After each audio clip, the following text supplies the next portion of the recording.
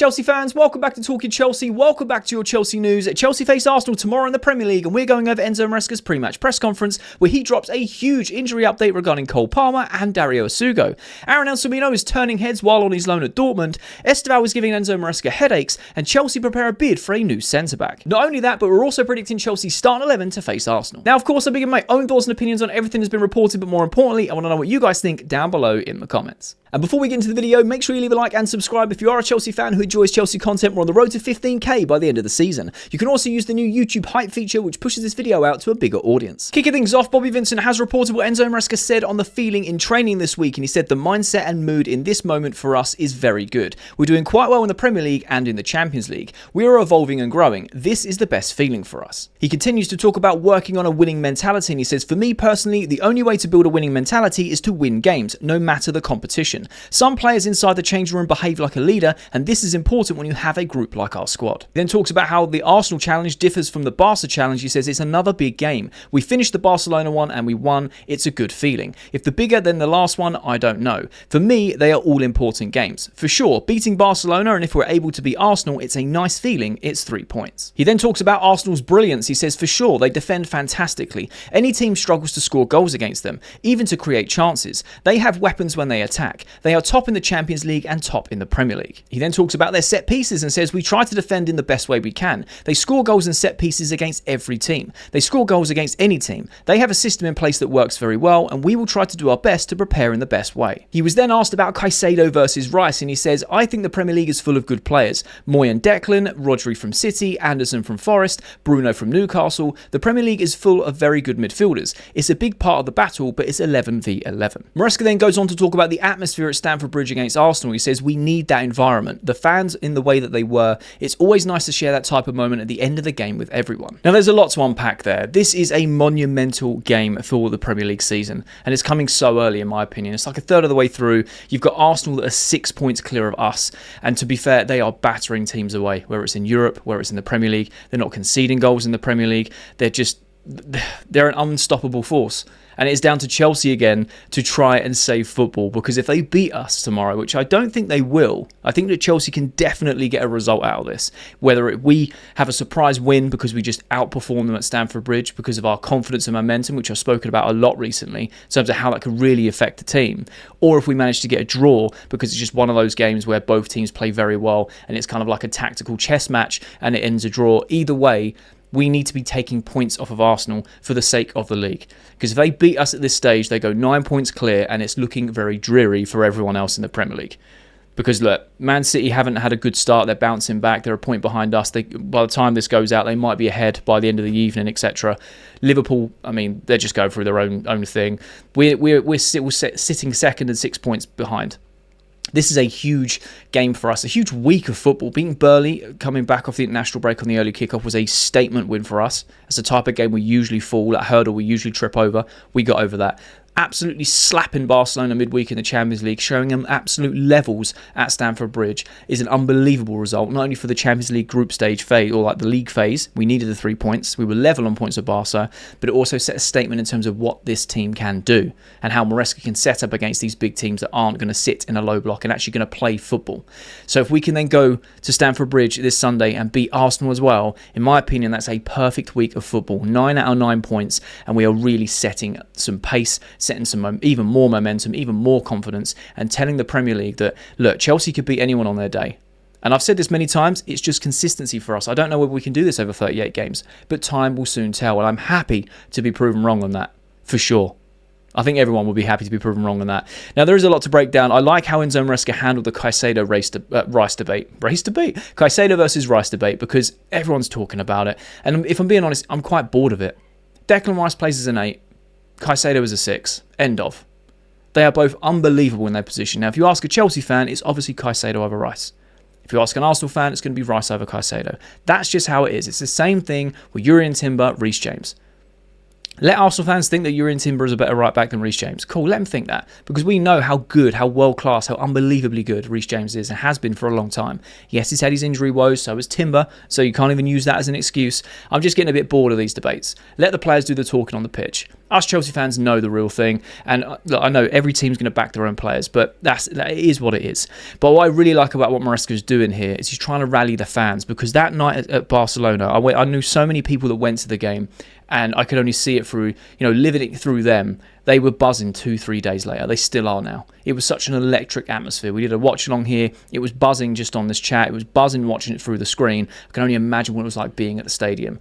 We need that type of atmosphere against Arsenal this Sunday. And I guarantee you, if we produce that type of atmosphere in the stadium, the boys will step up to another gear like they did against Barcelona. We absolutely schooled them and dominated them for the entire game. It could have been 6-0. 6-0. We had 3 disallowed goals. That is a monumental statement win on Chelsea's behalf. And I genuinely feel good and confident going into this game against Arsenal. A little anxious, a little nervous, as you would be. It's a top-of-the-table clash this early on in the season. But I think it's going to be a season-defining moment for Chelsea and Arsenal either way. Because if we can take points off them, we can actually win the game. That is a statement win. Not only in the Champions League, but in the Premier League in the space of a week. If Arsenal manage to beat us, which would really suck, that's a statement win for them. They're going 9 points clear before Christmas. And that's a big, big gap, because when you look at everyone else around them, we are the closest. And I don't think anyone would have realistically thought we're going for the title this season and this is what we're doing, because we're still 6 points off the pace. So there's a lot to break down, and I like how Maresca kind of broke down the debate, like I said, and naming other players from other clubs. The social media and online fans, we just love rage bait and being reactionary and giving our thoughts and opinions across. I'm all for it, but like I said, when it comes to Reece James, Timber and Declan Rice, Caicedo, I'm just bored of the debates. They're just different players in my opinion. But I'm hoping that the squad, which I very much feel like they are going to be up for this, I hope that Maresca is up for this, I hope the fans that turn up are absolutely rocking for Sunday, because this is a monumental game and I'm super excited and a little anxious about it. But let me know your thoughts and opinions down below regarding how Enzo Maresca handled himself in this press conference and what he's saying about building a winning mentality, building the confidence, how the feeling is in the training ground. I would love to be a fly on the wall right now, because I bet it is electric and buzzing every single day, because we now know this winning mentality that these guys have been developing by working together as a team, integrating the youth, them working hard from the get-go and just trying to beat anyone who's in front of them. That must be at the height it's ever been right now. Bobby Vincent then asks Enzo Maresca if Estevao's form is causing him a headache. He says it's always a good thing that the ones who start and play do the right things. They give me doubt always for the next games, and that's good. It's a good problem for the manager always. Now, I just wanted to touch on this and have a conversation with you guys, because we've been screaming out for Estevao to be playing more minutes for a long, long time, because we know how exciting he is, we know how good he is, how much talent he's got, how much he can change a game, and how much he was doing that off of the bench with very limited minutes. And against Barcelona, I even said in the preview, this is an opportunity for Maresca to let him off the leash. Just go do you. You go do you. Just go enjoy your football and see what happens. And he absolutely tore Barca a new one. He was unbelievable. Lamine Yamal was on the pitch, and all anyone could talk about was Estevao, Enzo Fernandez, Cucurella for pocketing Yamal, Caicedo. Like, Estevao was the talk of that game. Superstar. And what a finish, by the way. Just what a finish. I've watched that about 1,000 times since the game. What a boy. So I'm hoping that this good headache that Maresca has, and I've mentioned this a few times as well, it's a good position to be in, because he's not being forced into a corner to play the same set of players every game. He said many times that there's certain game plans against certain oppositions, and that's how he sets his team up. So it's about finding the right player for the right game plan, essentially. But when you've got the likes of Estevao doing that against Barcelona, but you've also got Pedro Neto being very, very consistent in terms of goals and assists in the Premier League, he's then sitting there going, who do I play on that right-hand side? Now, it's very easy to go, well, Estevao based on the merit of last performance, and I'm a big fan of that. Merit of performance should be the epitome of things, in my opinion. However, Maresca likes the game plan. It'll be very interesting to see what wingers he starts with. Do we start with Pedro Neto as a false nine again against Arsenal? Are Arsenal going to sit a bit deeper and sit a bit more in a low block? Are they going to be happy to try and do that and control the game? Or are they actually going to try and play their football as well? So I'm just very curious to see who's actually going to start as that 9. I personally think this would be a prime opportunity for someone like Delap, where we can just pump balls into him from a bit further back, because by the looks of things, when you watch how Arsenal play, their back line does not like receiving high balls coming in from a long distance. They don't like defending those. And that's me really being a nitpicker, because in all honesty, they're not conceding goals. They are not conceding goals. They are such a strong side right now. So we can deep dive into that later on in the video. I want to talk about the predicted 11, but Enzo Maresca having a good headache. I can imagine he has a little bit of the same thing on the left-hand side. Does he play Garnacho? Does he play Gittins? Because they're both performing very well. On the right-hand side, he's got Pedro Neto or Estevao. Who do you play? The only way you could play both of them is having Pedro Neto as a false 9 and Estevao on the right. I mean, you've got Cole Palmer we're going to speak about in a second as well. There's a lot to go through it, but how would you manage this situation? Is it a good thing? Is it a bad thing for Maresca? How would you deal with the whole Estevao form and Pedro Neto's consistency in the Premier League and all the other players across the squad? How would you manage that situation? Enzo Maresca then talks about whether Chelsea are now ready to challenge for the Premier League title, and he says, for sure, it's different compared to 1 year ago because we spent one more year together. Then again, we are at the end of November, so it's very early. It's important to be where we are now, and in March/April, then we will see. These players in 16, 17, 18 months together, they showed many times that they can beat teams. Now, I absolutely love this, and I wanted to touch on this specifically on its own segment because this time last year, maybe a little bit later, getting into December, we had a very, very similar question asked to Enzo Maresca, and he said, no. Nope, no chance, not even on the cards, not even thinking about it. Nope, not ready, not good enough. And what happened after that? We went on an incredibly downward spiral in terms of form where we couldn't win for toffee. Losing games left, right and centre, losing to Fulham at home in and around Christmas time. We just went through this sticky, unbelievable patch, and we were really struggling to find goals, find form, and get back on our feet. We did in the second half of the season, of course, but it became very difficult, and it all stemmed from that press conference comment. This year, he's saying, yeah, why not, bro? We'll see where we are in March and April for sure, but we now played together for a year and a half.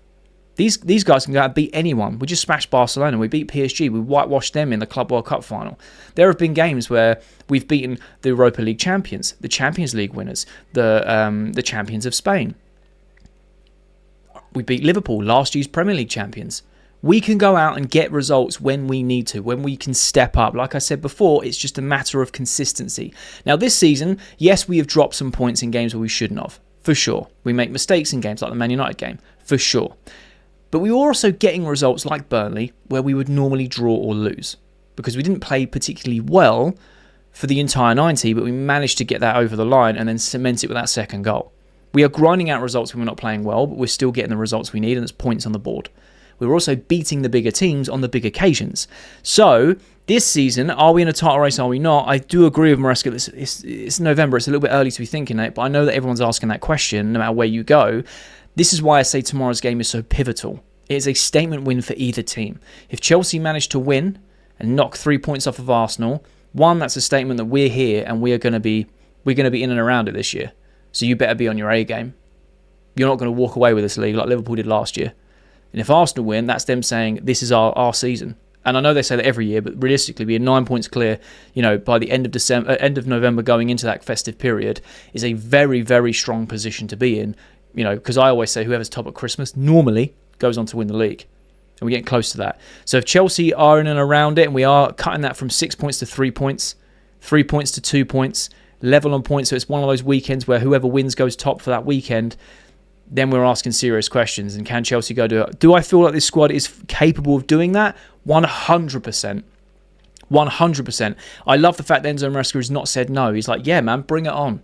We can do it. It's too early to say title race, but we're going to see where we are in March and April, and these players can go on and do anything. And that's such a pivotal difference from this time last year when he said, no, we're not good enough. And I think that is worth noting, because Maresca's usually pretty good in his press conferences and sticks to his word. Now, we know that last season, it was all about the Conference League, getting that under your belt, and then we had the Club World Cup at the end of the season. It was kind of like, see what happens. Had the A team, B team, and Maresca was trying to work out the foundations, etc. This season's obviously very different. We've won things together now. He's got a more refined squad in terms of fitting his system. I think we're in a very good position. Like I said, momentum and confidence does wonders for a team. And if we can see out this festive period, then genuinely, it's going to be an exciting second half of the season. But I'd like to know your thoughts and opinions down below regarding Enzo Maresca's comment on the title challenge compared to this time last year. What are your thoughts and opinions? Enzo Maresca then says that Cole Palmer is available to play against Arsenal. Not only that, but he says he's available for both, and that's to start and to play. He then talks about Palmer linking up with Estevao, and he says they can play together, and it depends. It depends on the game plan, but for sure they are excited. The fans are excited. He goes on to talk about Palmer's return. Does it lift the squad? And he says a lot. As you said, he's probably our best player. We are happy he is back. We need to give him time to make sure he's 100% fit. He has done a fantastic in the past, and there is no doubt he will do fantastic in the future. This is monumental. Now, we were anticipating Palmer's return. We all said that he was probably going to miss the Burnley game. He might make a cameo against Barcelona. He didn't. He missed that game as well, but he was training. the night of the eve of. We're thinking, oh, he's completed training. He's meant to have fractured his toe playing FIFA or something like that. He's back. He's ready for Arsenal. Not only just to play, but to start. What a major boost to having the fans in the stadium for a monumental game. He's been out for a long time. And also, when you talk about the likes of having Estevao and Cole Palmer playing in the same 11 at the same time, that is enough to send shivers down any opposition spine. And I'm not just saying that to be cringe, like genuinely, we saw it for 45 minutes in pre-season and they had telepathic sort of communications between each other. It was frightening and electric and enjoyable and exciting for us Chelsea fans, because we know that when opposition come up against those two playing together on the same team, the interchanging from the right wing to the number 10 role throughout the game, it was frightening. It was good. It was amazing to watch, and you could see that that's going to tear teams apart. They're not going to know what to do. They're not going to know where they are. So I'm hoping and praying, like I said, we'll do the predicted 11 a little bit later, that we do see a Cole Palmer Estevao playing together tomorrow against Arsenal, because I feel sorry for Calafiori trying to mark either of those when they're interchanging. Whoever that ends up playing in that centre-back pairing, Saliba, and I don't know who they're going to play. Is it Hincapié maybe? It's going to be a very tough game for them. Because obviously you're going to have your number 9, but you're also going to have the likes of Cole Palmer and Estevao interchanging across those. It will be frightening, and we are here for it. So this is massive, massive news Enzo Maresca has dropped, saying that Palmer is not just ready to play and do like 20 minutes, he is ready to start. Now, I personally think he will start, because he's been out for so long, and I don't think we are rushing him back, because he missed the Burnley game, he missed the Barca game, and he's now, had between Barca and now. A lot of the players had 2 days off after the Barca game. I'm sure Cole Palmer didn't. He would have continued to train to make sure he was ready. Now, I personally feel like Enzo Maresca will start him in the 10. Gives João Pedro some much needed rest, because we seem to forget he's also playing through injury. He's not training every day. It's every other day to try and stay fit. It'd be well good rest. And again, if Palmer has to come off after 60 minutes because he's like, I'm not quite match ready, fine. He can do a lot of damage in that time, and you bring on someone like João Pedro to fill in the last 30 minutes of the game, at least in my opinion. So I'd like to know your thoughts and opinions down below. Is having Cole Palmer back a massive boost for the Arsenal game? Does he start? Does he come off the bench? How would you manage Cole Palmer's minutes? And how excited are you to see Cole Palmer and Estevao playing in the same side? Maresca then also drops the bombshell that Dario Essugo took part in the session this morning, and it's good news. Now, I just want to touch on this very, very slightly, because Dario Essugo is going to be a very pivotal player for us in the second half of the season. I've called it. We've seen very limited minutes. He looks like a Caicedo regen, which seems impossible considering how young Caicedo is and how young Essugo is. It's only a couple of years between them. This guy is incredible, and if he can stay fit, we will be laughing. Now, I don't think he's as injury-prone as Lavia, but when we signed him, he did have a long-term, illness. Obviously, hoping it's not an illness. Long-term injury. He's then played for a square amount of games. He then had a surgery, and he's been on his road to recovery. This guy looks to be back a month early, touching 6 weeks early. That's incredible. I don't know what this medical team are doing this year, but they're bringing players back so much earlier than what was initially laid out. Now, that could be a PR thing of to say, to set expectations for the fans. He's going to be out for 12 weeks, realistically. It's a 9-week injury. Who knows? But the fact that Essugo's back training, had a full session with the squad is amazing. We did report on this a few weeks ago. React to it a few weeks ago. We saw him training individually on grass, and again, it was massive, massive progress. Having the likes of Essugo back in that squad is going to be unbelievable for squad depth, because he can rotate with Caicedo when needed. He can come on and do a job. Could you imagine Caicedo and Essugo play together when it's needed? Defensive brick wall that can still drive the ball forward, has an amazing passing range, break up the play. It would be unbelievable. So I wanted to touch base on this just to let you guys know Dario Essugo took part in the session, and he is making a lot of progress, and he should be ready and available within the next couple of weeks. RNBVB has reported that Aaron Anselmino is developing from Dortmund's stopgap solution into the best summer transfer. His stats in Dortmund are turning heads. Dortmund boss Niko Kovac said this about Anselmino. He said he does really very well when he plays. He had a bit of bad luck. After his really, really good debut, he had a few problems. He needed a little time, but you can rely on that young man from the first minute to the last. A great lad, but also a great defender. I love hearing stuff like this.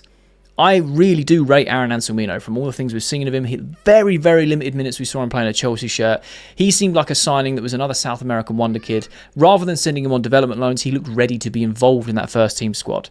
You had the likes of Mamadou Sarr as well, we brought from Strasbourg, and I thought they were going to be integrated this season. With our centre-back crisis, I thought, this would be a prime opportunity to play these guys, see how good they really are. They're ready to step up into the Premier League.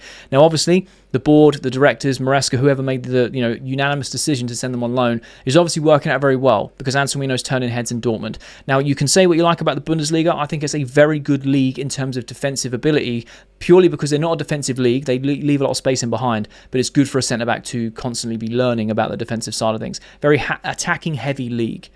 Obviously, it's not as physical, not as intense as the Premier League, of course, and it's not the Serie A where they do focus a lot more on the defensive side of the game and build up from the back a lot. Historically, that's what they've done. But this is really good news. He's turning heads at Dortmund, and they're going, he's not only a great lad, but a really good defender. Taking a bit of time, he's really, really good. Because my question is, and we'll talk about this in a second, because we are getting ready to go in and put a bid in for a new centre-back this January. Someone who we have been linked with, but my question with Aaron Anselmino is, what is his pathway? His pathway is to play for Chelsea's first team. So as the year goes on, obviously I know more and more players we get linked with. We're constantly linked with this merry-go-round of players coming in and out. I'm trying to think far enough ahead to go, right, Aaron Anselmino's pathway, Mamadou Sarr's pathway. We've got the likes of Jorel Hato, who can play left-back or left-sided centre-back. We've got Badiashile, Trevor Chalobah. We've got Tosin, Fofana, Levi Colwill. We're stacked. On the right-hand side, you've got Reece James, Malo Gusto, Josh Ashenpong, who can play centre-back or right-back. We are stacked. You then got the likes of Mamadou Sarr and Aaron Anselmino coming back off of loan to add to that. And we're also linked with another centre-back to go in January to come back and improve the squad instantaneously. There is a lot to break down, so I'm trying to work out what Aaron Anselmino's pathway is going to be. Is he going to be on development loans for the next few seasons? Or is he that good that he goes on away to a season to a Bundesliga side, does very well, we recall him, and he's used next season as Enzo Maresca's first team squad? I would love to see it, because what we have seen from him at Boca, and what we have seen him in a Chelsea shirt, solid guy, plays ahead of his years in terms of maturity, left-sided centre-back as well, which we could be dealing with right now, if I'm being honest, with Badiashile being in and out. I know he's fit and, he's back, and Levi Colwill's obviously been out for most of the season. But having him in that sort of position would be amazing to see. He is very young, but Maresca likes to give the youth as many opportunities as possible. So I'm very curious to know what his pathway is actually going to be when you take a zoom out and look at our back line and our defensive unit, the amount of players that we've got, who is going to be leaving if we're going to be bringing people in, because you have the likes of our loanies that need to come back. So let me know your thoughts and opinions down below regarding Aaron Anselmino. Do you think he will break through into Chelsea's first team next season? Do you feel like there will be other defenders in our club right now leaving at the end of the season to make way for the likes of Mamadou Sarr and Aaron Anselmino? Or are they going to continue to go on development loans until there is actually a pathway for them to play? Football Insider has reported that Chelsea are preparing a fresh move for Nottingham Forest defender Murillo as they look to reinforce their defence in January. The Blues have tracked the Brazilian centre-back over a year, even attempting to sign him last January, and are now ready to step up their pursuit once again. Murillo recently signed a new contract until 2029, which puts Forest in a strong negotiation position, giving them control over his long-term future. Now, this is very important. This is why I wanted to put this at the back of the Aaron Anselmino stuff, because pathways and the amount of players that we have. I would sign Murillo in a heartbeat. We were linked with him for over a year. Tried to get him last January, signed an extension with Forest. Fair enough. The game's the game. Forest know exactly what they're doing. They've tied him down for even longer. They can demand more money in the market. But realistically, if they get a good enough offer, Forest will let go of Murillo. Now, I've had some people in the comments saying he's not consistent enough. Bit baffled by that. I know he's had a few injuries here and there. But from what I've seen of Murillo, strong, fast, good on the ball, great defender. I would happily take him in our defensive line. But like I said in the previous segment, you've got to look at who we've got available, who is going to be leaving to make way. Yes, you can say that Axel Disasi is going to be gone. So that is technically one more player that's off the books. But he's not included in Chelsea's squad. He's in this bomb squad that people like to call it. So he's not even being used. He's just there and he's waiting to leave. That doesn't really count. So yes, it technically is one in for one out. But does Badiashile go? Because when he's fit and playing, he plays incredibly well. Could potentially be on the chopping block because he is injury prone. Who knows? Chalobah, the club have been trying to push out Chalobah for many, many years, which I just think is disgusting. He's a loyal servant to this club and he loves this club, and I think he's earned his place to be there. I really, really do. Whether or not he's having swings in form like he typically does, at the moment he's playing very, very well in that partnership with Fofana. Fofana's injury prone, but he's one of our best defenders. Colwell's obviously injured, but the partnership's going to be Levi Colwill and Wesley Fofana. Having Murillo in that rotation of centre-backs that can rotate with them, I'm genuinely excited about. That would be amazing. But I'm curious to know how much Nottingham Forest will want for him, because I think we were going in for around £50 million or around that sort of mark, and then he signs an extension. So they're going to want a lot more money. Or maybe something's already pre-agreed. Maybe they will accept something like that more up front, of around 50, 55, 60. Who really knows? But I'm very curious to know what you guys think down below about Murillo. Do you rate him as a defender? Would you take him at Chelsea? Is there space for him? If he comes in, who goes? How much do Nottingham Forest want for him? But the other side of it is, are Chelsea actually going in for a new centre-back in January? Because of the pathways we have, because of how well we're doing, we seem to have got rid of these defensive errors, touch wood, that we were having at the start of the season with the likes of Tosin and Chalobah. Tosin is one that could leave on a free. That would be pure profit. So that would make way for either an Anselmino, either a Mamadou Sarr, even the likes of Murillo. I think as of right now, if they're going for January and they want instant improvement, you do offload the likes of Tosin because he's free. I like Tosin as a defender, I really do. He's not had the best of years, the best of seasons this season at least. You could potentially offload Tosin and bring in Murillo. Could have answered my own question there. That's probably how I would do it, because then you're making pure profit and then spending money, etc. And it also kind of makes sense in terms of form. But am I being too harsh on Tosin? Potentially. I'm just trying to look at the other options we've got at centre-back, and realistically, someone has to go. If Disasi goes, you bring Murillo in, you've still not really solved the selection for the 11, because you've still got, Badiashile, whether he's fit or not, that kind of makes way, I suppose. Fofana, again, if he's fit, he stays. If he's not fit, he's not ready for selection. I don't really know. Let me know your thoughts and opinions down below regarding our centre-back selection, our defensive unit. Would you take Murillo? How much do you think it would take to pry him away from Nottingham Forest? So let's predict this Chelsea starting 11 to face Arsenal tomorrow at Stamford Bridge in the Premier League. Let's get into this. So we're going to start off with Sanchez in goal.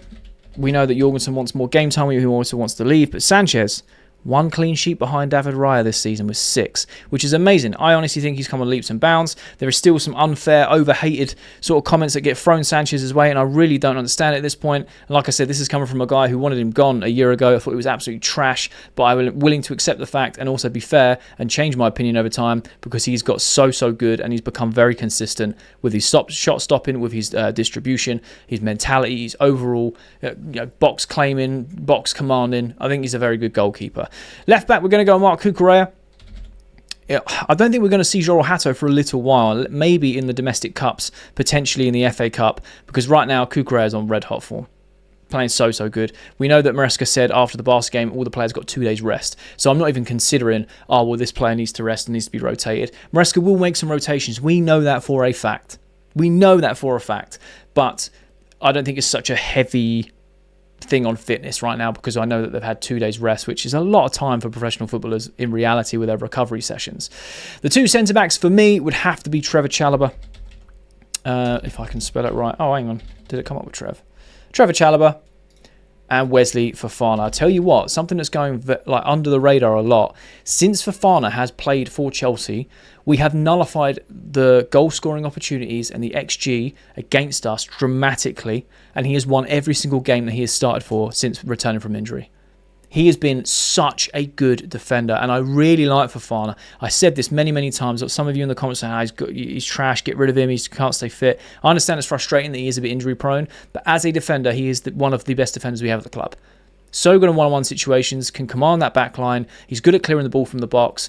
He's good with playing the ball out, from his feet. He can break lines as well.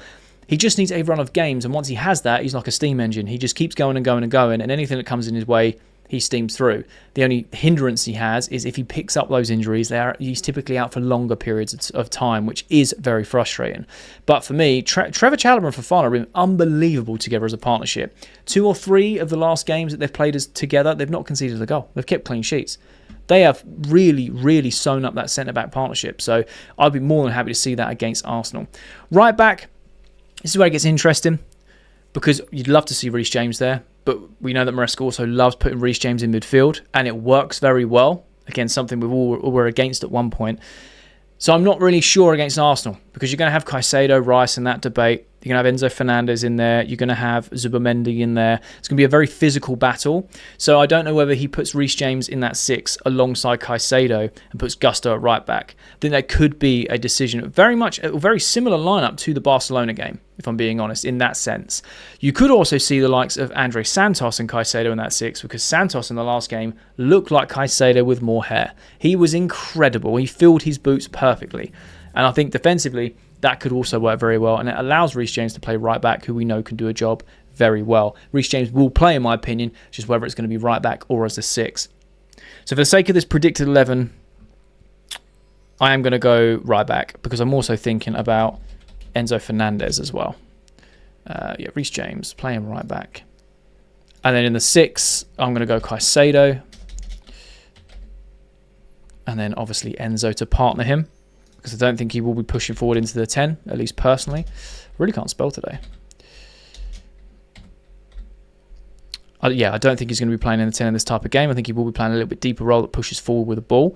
It'll be very interesting having like a Zubimendi-Rice battle with the Caicedo, Enzo, in that midfield. It'll be very, very physical, not a lot of space. Now, on the left-hand side, I'm actually going to go Garnacho. I think he's done so well since he's come in that Garnacho has done... I said when we signed him, I wasn't happy about the signing. Not that I was against it, I just wasn't happy about it.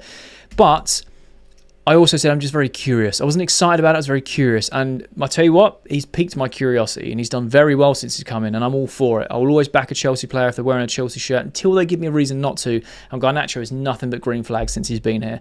More than happy for him to start on that left-hand side. More than happy to see Gittins start on that left-hand side. Right now, they're both playing so well in terms of their output and what they're developing and what they're bringing to the team. In terms of the different, similar and different styles of play between them, I'm happy with either. But for the sake of this, I'm going for Garnacho in that left wing space. Also, we've got the pace as well to try and exploit down there right hand side. He will have a game of his life, a game against his life.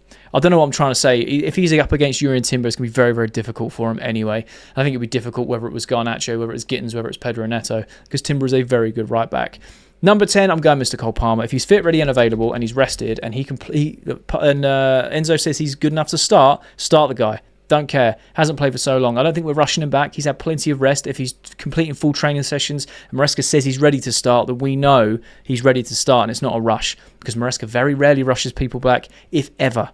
The thing he normally does is make sure they're over-rested and over-manages their minutes to make sure they don't get injured again. If he's ready to start, and Maresca says it, start the boy. On the right-hand side, now I'd be happy with either Neto or Estevao, but for pure selfishness, excitement, entertainment value, and merit of performance, I'm going to go with Estevao. Because honestly, what a boy.